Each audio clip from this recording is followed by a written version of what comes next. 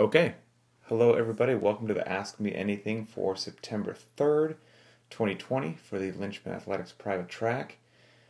And I don't know I don't know how everybody else's lives is going, but I'll tell you what, in the Sherwood household, we're in the grind. Kids are back to school this week in the state of Washington. They are not allowing them to go back to in-person school at the moment, so we've got online learning happening.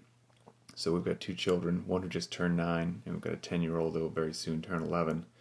So the two boys, each one of them is on their own computer doing like online Zoom class kind of stuff, which, things go wrong, they need help, there's a quick call from another room, screen didn't load, this crashed, how do I get this window open, etc., etc. My wife is a emergency like substitute teacher, and a job came up, so she is substitute teaching online kindergartners for the next 2 continuous months. It was 2 solid months of substitute teaching work. So she's on a separate computer in a different room, in a different classroom, teaching children of a different age, and then I'm in a different room on a computer doing all my work, and it's just an interesting time. So again, just we're all in it, right? It's real life, demands, your time's being pulled in various directions. You got to try to make some time to make a halfway nutritious meal. You have to squeeze in your own physical fitness time when you can while juggling all these other responsibilities. So real life happens, and that is why at Linchpin we are not looking to waste anybody's time in the gym. Your time is precious. Life pulls you in a bunch of directions, and so we want to be in the gym and out of the gym in the most efficient and effective manner as possible. We'll do as much as is needed to be profoundly physically fit and well-rounded, but then once that's done, there's no need to dilly-dally in there, of course, unless you want to. So here we go. Let's go ahead and dive in. So today, the first question that got the most upvotes, and I swear this is a theme, was a question that Jen was like, yeah, it's not a real question, but I'm going to throw it out there. It always seems like the fun question gets the most upvotes. So Jen asked, I want to get the wording of your question precise. So I'm scrolling to find it. Here we go. Jen, the resident leader of the zombie apocalypse team, said this isn't a serious question, but it got 44 upvotes. But I'm curious as to how many times our resident gymnast, Emily Sherwood, had to run during the LSIT extravaganza on Monday. My guess is she had to run twice. So for anyone who's unfamiliar with that little jewel, that was, for time, accumulate 3 minutes in an LSIT, and each time you break, run 400 meters. If that isn't the epitome of what we say at Linchpin, that we program what is effective and not what's popular, I don't know what else is. I mean, that is a workout that you program that is devastating and immediately indicative of if you've been having some weaknesses or deficiencies in your body weight movements. But you'd have to twist people's arms to go do that. But we don't care, Linchpin. We program that. And Jen, you are right. She had to do 2 runs, so she was able to do that 3-minute LSIT in 3 1-minute LSIT chunks, and then that required 2 runs. I had a markedly different experience, but that's all good. Let's see. And and then somebody else says yes, exactly. If doing what's effective and not popular isn't also encapsulated in yesterday's burpee extravaganza workout, then I don't know what is. But yes, hey, that's how we roll. So Jen, you were right. You were perfectly right. 2 runs. The next question was from Ken Brown. It was regarding flexibility and father time. Just age creeping in. Here we go. 32 upvotes from Ken. You discussed the inevitable decline in strength and fitness as we age, but what about mobility or flexibility? Is there a similar inevitable decline, or can we maintain or increase mobility as we age if we continue to consistently use full range of motion in our joints? Excellent question. So the answer is both yes and no. That's not me trying to wiggle out of the question. I think there's two aspects to that, because you put an interesting thing in there. If we continue to do full range of motion, that's a critical part of your question. If that's wrapped into the question, then my experience and what my eyes have shown me is that yes, you should be able to maintain a tremendous amount of your range of motion and flexibility even as the years tick on. And certainly now, will you be able to increase? That's highly dependent upon the individual from what I've seen. It's possible, but at a certain age, it seems like maintenance is more of the goal and the realistically obtainable goal compared to some sort of dramatic or significant improvement. But it does occur, which is why I can't just say yes and I can't just say no, because a lot of it does come down to the individual and what they're working with. Are they just a little bit tight from neglect? Are they tight because of a injury that has significantly changed the structure of their body? That's an entirely different dynamic as well. But as a general answer to the question, for those individuals that don't continue to work out with a full range of motion, I feel the evidence is overwhelming and undeniable that as the years tick by, flexibility decreases and decreases and decreases. I mean, almost since birth, it's a use it or lose it kind of a thing. However, like you said, if you continue to do workouts and movements that require a full range of motion, you are in a unique and special category where you will be doing darn near everything to your ability to fight that and to have a good range of motion as you continue. And just the movements that we do in CrossFit have an amazing ability to assess range of motion and identify weaknesses or points of restriction, whatever you want to call it, right? I mean, look at nothing else but the overhead squat. I mean, that's almost all you need to do, almost, to have a great assessment as to how somebody's doing. And I'm not talking with a heavy loading. I just mean if you warm up, you grab a PVC pipe or a broom handle, and you can get below parallel, weight nicely dispersed across the feet, hips below the top of the knee, knees pressed out in line over the feet, upper torso is nice and vertical, armpits, shoulders are nice and externally rotated, elbows are locked out, and that broom handle or PVC pipe is splitting the body right down the middle of the foot. I mean, if you can do that, there might be some things that you're still working on. I got some tight pecs, I've got some tight ankles, whatever it happens to be. But in general, there's nothing that's going to cross your path in daily life that you're not going to have the range of motion required to do that. And you will be substantially ahead of your peers by doing nothing more than just making sure you maintain your overhead squat with a PVC pipe. That's that. And that's also why not cherry picking workouts and having this beautiful array of variance in what you do is also beneficial, and it's why we do what we do. So yes, excellent question. And I can tell you that in my life, with some of the injuries that I've had from military motorcycle wreck, stuff like that, specifically my busted pelvis, that I do the couch stretch, the wall stretch, whatever you want to call it, for my hip flexor, specifically my right side, every single day of my life for 2 minutes, every single day.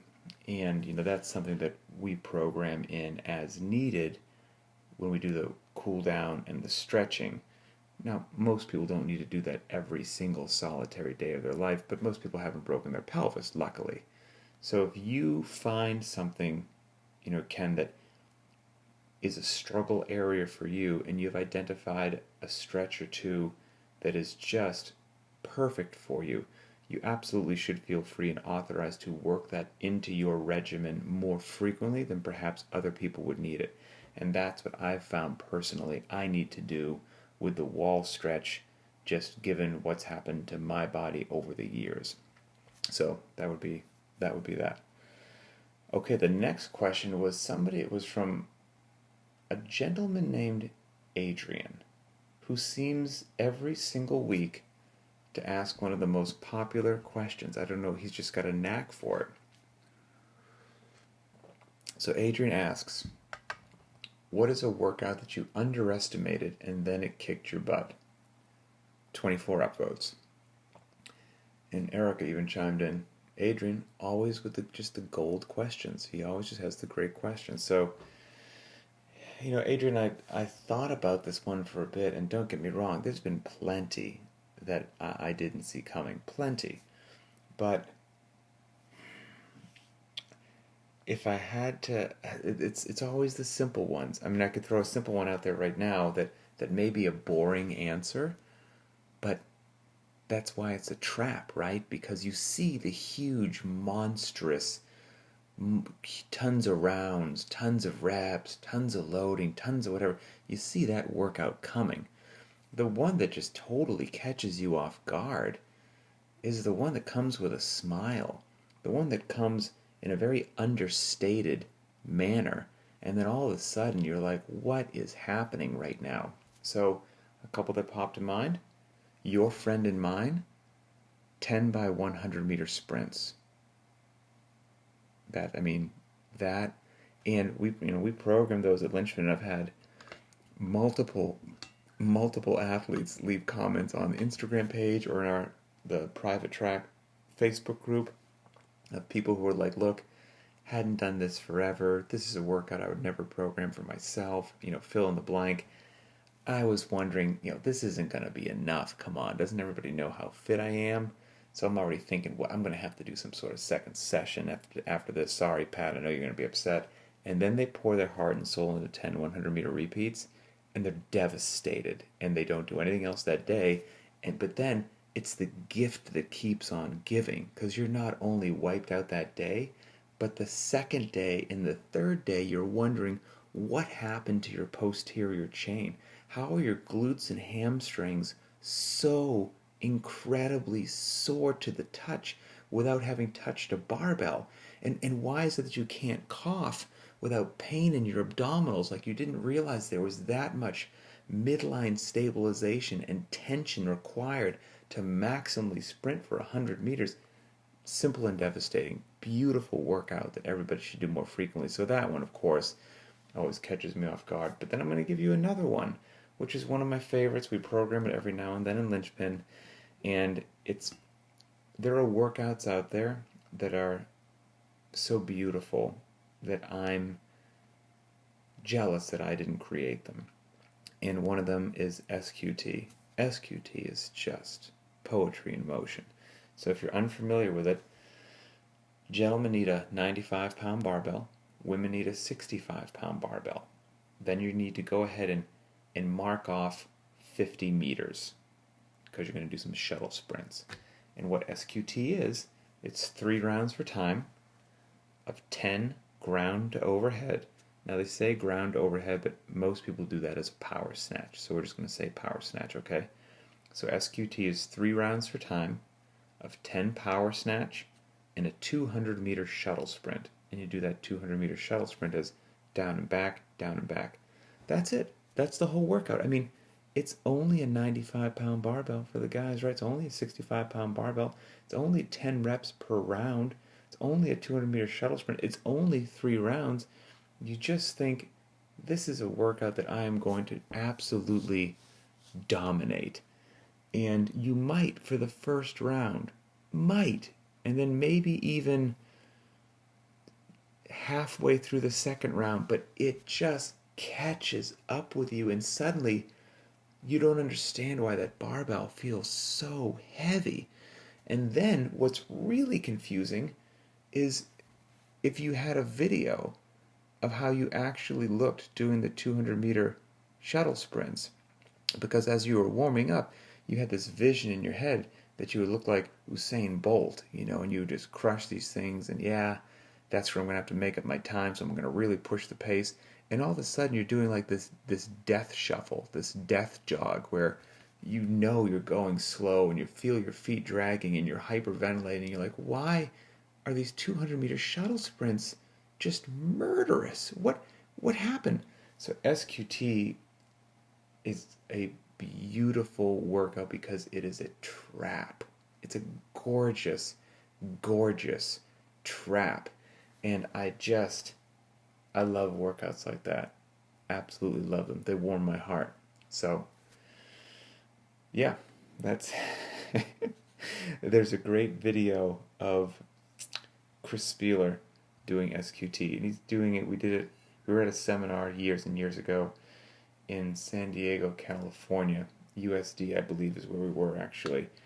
And he did the workout because, back then we were trying to film a lot of workouts for content for CrossFit.com. And that's a wheelhouse workout from Mr. Spieler. Wheelhouse. And he did profoundly well, don't get me wrong. But he and I will joke about it to this day. All I have to do is say SQT and he'll start laughing. And if you watch him in the video, this is how you know it hurts. During the shuttle sprints, he was pushing so hard, but he was in so much agony that he didn't even have like the muscular control to keep his head stable. Like you see his head just kind of like bobbing to the left and to the right. Like he can't even control his head during it because he's just on the brink of, an all-out effort. And so, anyway, fantastic workout. Great workout. So that would be my pick for that. Okay. Robin Thomas. This might be a bit of a spoiler alert. So if you don't want to know a couple of the workouts coming up, you may want to just tune out for the next minute or so. So Robin wanted to know, why do I hate everybody? Why would I program? It's sometime coming up, not going to tell you when. But on one day, there's DT. And on the very next day, there's a half Murph. And he said, why do you hate us, Pat? I do it out of love. I do it, and two gorgeous workouts back to back, right? And obviously, the more tests, the more time, the more whatever you get to, get a broad sense of people's capacity, movements, rep ranges, time domains, complexity, etc., etc. But man, talk about two workouts back to back that are really different to the athletes that probably like them, really different to certain capacities, and yet if somebody executed or demonstrated the ability to perform relatively well at both, just in those 2 days of training, you're on the right track. If you did DT, just barbell work, just barbell cycling, just deads and hang power cleans and going overhead with an uncomfortable loading, to say the least. 155 for men, 105 for women. But in the grand scheme of things, a relatively short workout. I know, don't get me wrong, it will take some of us longer than others, but in the grand scheme of things. And then if the next day you can do a half Murph where there's not a barbell in sight, and we're talking about at least a double or triple time domain for a lot of people compared to what DT will take them, and you've developed the ability to do both, okay? Let's not even say that you crush both, because you're a regular human being and you still have things that you're working on, and fitness is a lifelong journey. But you do both those workouts, even if you scale them appropriately, be proud. Again, what's life going to throw at you that you're not going to be ready for? If you can do some manner of DT, be it prescribed or scaled, and the next day some manner of half Murph, be it prescribed or modified in some way, you're an incredible warrior of fitness compared to the average person just walking around. So we got some good stuff coming up. Good times ahead is all I can say. So Robin Thomas, I do it out of love. I do it out of love. Okay, let's see. And Mauricio had a great just comment as to why would we do that. He said, I think the decision process is something like, I like to inflict pain, but opening my own dungeon collides with my regular hours. All right, let's see. Next one we've got, okay, this is the yo, I just saw something that I scratched down that relates earlier to Ken Brown's question when he asked about was the decline in flexibility as you get older. And I answered that question. So if you missed it, you can go back and answer the question to that. But Ken, I wanted to say that not only is it this decline in flexibility that can and will occur in the overwhelming majority of the population, but you could almost say that that's what happens with all of the 10 general physical skills. That as you progress from your 20s, 30s, 40s to your 60s, 70s, and 80s, in general, if you've been training the entire time, in your 70s, you're going to have less cardiorespiratory endurance, stamina, strength, flexibility, power, speed, coordination, accuracy, and agility than you did in your 20s, 30s, and 40s. It's just kind of the evil way that the world works. And so our goal is for not just with flexibility, but for all 10 of those general physical skills, aka well-rounded fitness, GPP, to keep pursuing all of them, to keep elevating and increasing all of them to the best of our ability, so that when that inevitable decline from Father Time does occur, you've ideally accumulated more area under those curves, if you will, and so when the decline starts, that you're going to enjoy a higher and better quality of life for as long as possible compared to people who did not try to elevate all 10 of those general physical skills. So I wanted to mention all 10 there. Okay, final question here, because it's a good one. I think it's going to take me a second to answer, which is from Rob Knight. So Rob, he said he's potentially opening a gym soon. Okay, here we go. And it's about on-ramp classes. Rob Knight, how would you program a foundations class? I'm getting close to opening a new box. I was wondering how you would implement a foundations or an on-ramp class. How many sessions would be appropriate? What information is worth knowing from day one, etc. I've seen places that only do one class and only teach the basic power lifts, and other places that have a 6-week program teaching everything up to and including Turkish get-ups. At what point is too little, and then how much is overkill of the information given? Excellent question. And like so many other things, this is not a cop-out in your question, but there is not one way to do it, okay? And I think a lot of it depends upon your gym, your training staff, the time that you have allotted, and just your community. What will they sustain or endure or tolerate? I'm struggling for the best word here. But meaning, more is better. Now, more doesn't mean you need a two-year on-ramp, but meaning, I would certainly take 2 1-hour sessions over 1. I would take 4 1-hour sessions over 2. More is better up to a point. But what I'm saying is, let's say that the ideal situation would be 8 1-hour sessions. Just, you've got time, and time solves a lot of problems, that you can really dive in with the athlete. Personal attention is given. You figure out, where they need to spend extra time. Extra time is given there. You can cover broad depths of movements and skills. Maybe that's great, 8 1-hour sessions. But if something is happening in your community, I don't know, you're downtown New York City where nobody has any time, and it beats me, like, they're not going to show up for that, and they're going to show up for maybe 2 or 3, well, then you're going to have to find a way to make it work in 2 or 3. But if where you live and the people that you serve are open and receptive to maybe a bit of a longer on-ramp, then that would be something I would seriously consider, because again, it's so nice not to be rushed. It's so nice to have the time to dive into, and there's a lot of stuff that you ideally would like to cover. So where I would start, if you're going to lay out your foundations course, is I would figure out what I would like to cover, and then break it down into usable chunks of, an hour-long session, and then you could maybe figure out how many of those sessions would you need.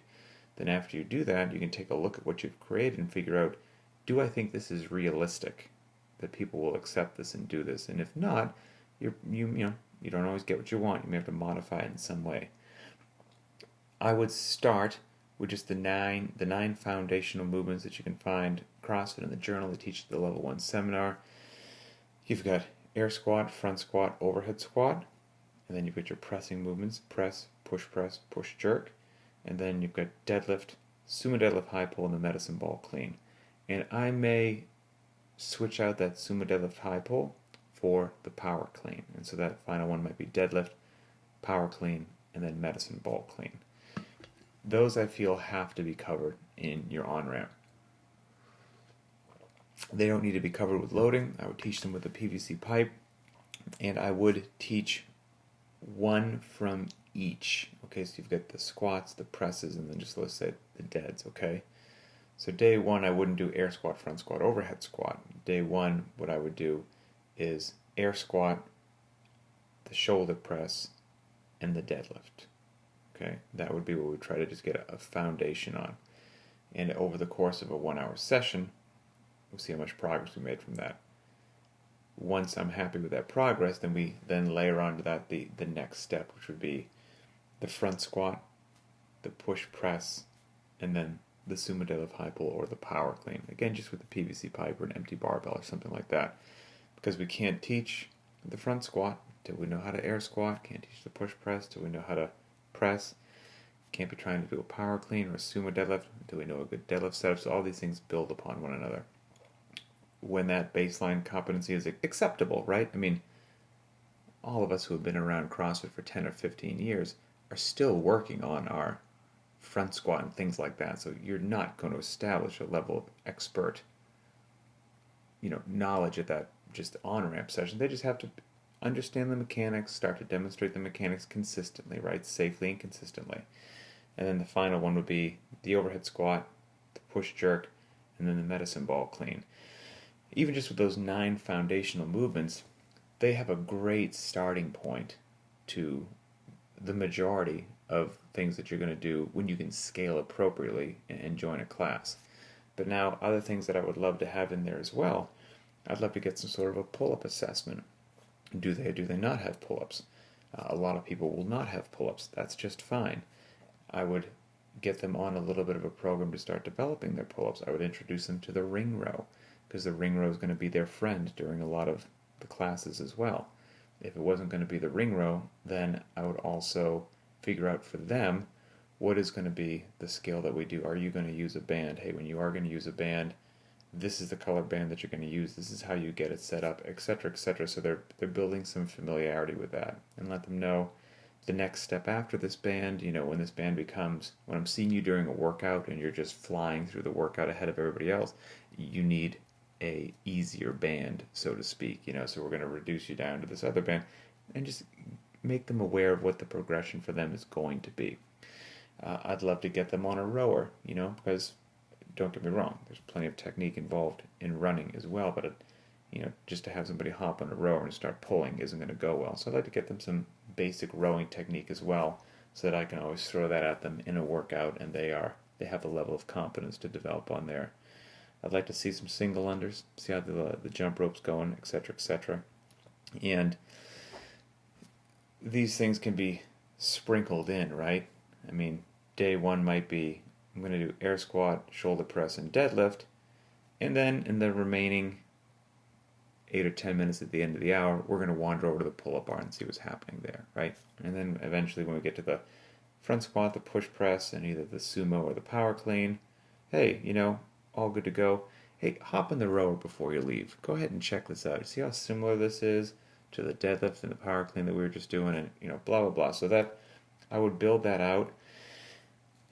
I would think if you could convince people to have 6 1-hour sessions, I think you could do everything that you would like to do, but you would have to be very efficient with your time, and you would probably wish that you had a bit more time.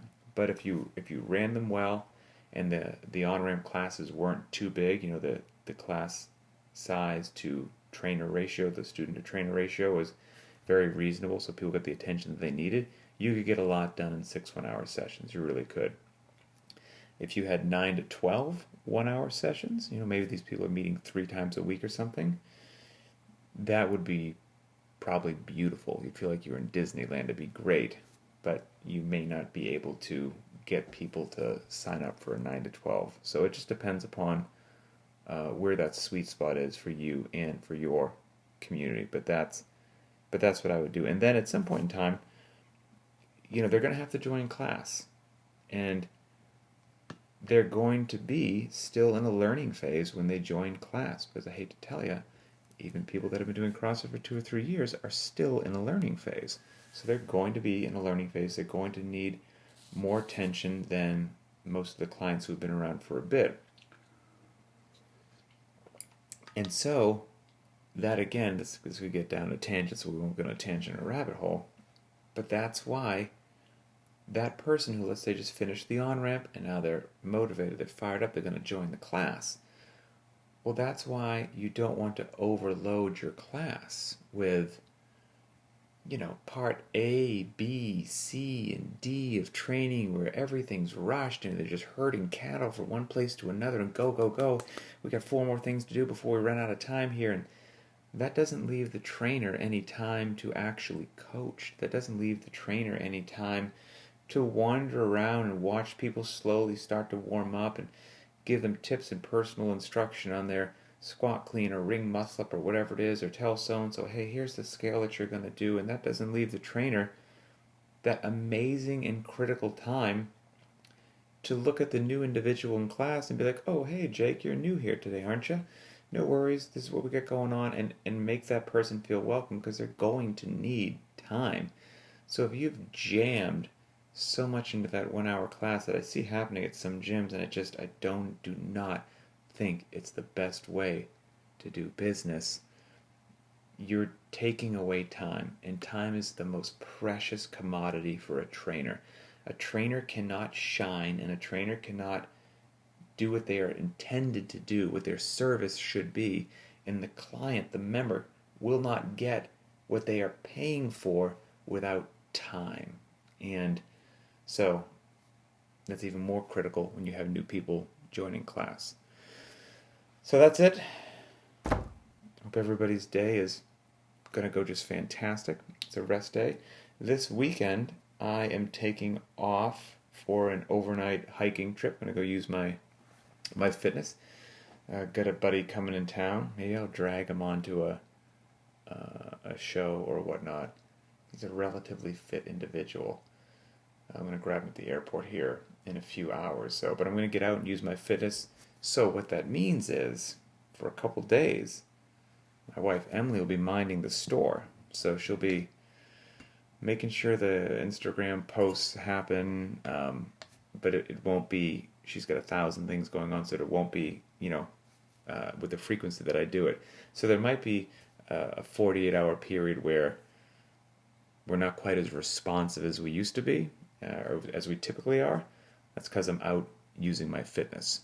And so I'll be back. I think it's going to be day hike on Saturday, night on the mountain, and Saturday night, and then hiking out Sunday during the day. So sometime Sunday in the afternoon, evening, I should get back and see, did the Monster Mash get posted appropriately? All this stuff. So that's it. So if the Instagram page or the Facebook, the private Facebook group is kind of quiet over the weekend, I'm out using my fitness. So that's that. All right. I love these AMAs. They're fun. Have a great... Oh, and I should also say, everybody crushed the burpee workout. Holy cow. I mean, some more than others, obviously, but I was very impressed with everybody's effort during that.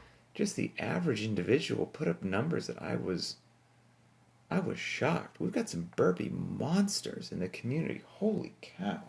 But anyway, that's it. Have a great day, and we'll talk later.